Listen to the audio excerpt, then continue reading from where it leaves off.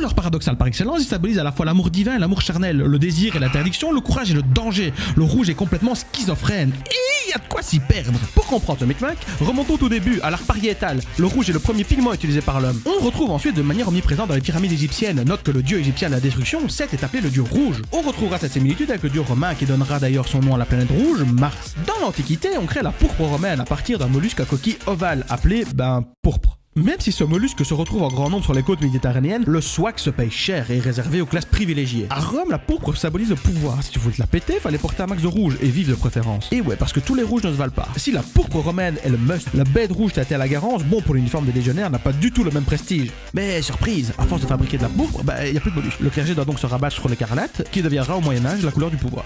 Et comme tu l'auras compris, à cette époque, la dimension guerrière s'estompe pour laisser place au divin et au sacré. C'est comme ça qu'ils deviennent une des trois couleurs liturgiques principales du clergé. Jusqu'au milieu du XIIIe siècle, les cardinaux sont entièrement vêtus de rouge. Et là, le rouge est utilisé à toutes les sauces, aussi bien pour représenter le sang du Christ que les flammes de l'enfer. La couleur est associée aussi à la luxure. D'ailleurs, à cette époque, les bordels sont signalés d'une lanterne rouge appelant la débauche. Avant d'être mis en cause par la réforme protestante, le rouge sera la couleur préférée de l'Occident au Moyen-Âge. Martin Luther change la donne au XVIe siècle. Toujours vêtu de noir, il dénonce les couleurs vives qui habillent les hommes comme des pans. Un peu plus tard, c'est le frère de Louis XIV qui le remet à la mode à Versailles avec les talons rouges. Ceux-ci deviennent une marque de noblesse et on utilisera l'expression être talon rouge jusqu'au XIXe siècle pour parler de quelqu'un de prétentieux. À partir de la fusillade du Champ de Mars le 17 juillet 1791, le rouge devient le symbole de la protestation et incarne le peuple révolté. Il sera utilisé par la suite par le mouvement communiste. En parlant de révolte, une croyance populaire veut que le rouge énerve les taureaux, mais que nenni, ce qui les rend vénères, c'est les mouvements du drap. Le rouge sert ici de prétexte pour masquer les taches de sang du bovin ou du toréador. Et si le sang est lui aussi rouge, c'est à cause de l'oxydation de fer présent dans l'hémoglobine. De nos jours, le rouge est utilisé pour la correction des copies scolaires, pour les véhicules de pompiers, ainsi que pour la signalisation routière, signifiant l'interdit, le stop. Dans les niveaux d'alerte, le rouge est souvent la couleur synonyme de danger. Il est aussi utilisé pour le fameux tapis rouge, une pratique qui remonte à l'Antiquité lors des cérémonies religieuses phéniciennes. Lors des spectacles, les rideaux sont le plus souvent en velours rouge. Madame mettra peut-être du rouge à lèvres pour ces événements, maquillage qui gardera le même nom, même s'il est d'une autre couleur. Le rouge reste aujourd'hui la couleur au plus haut tempérament émotionnel.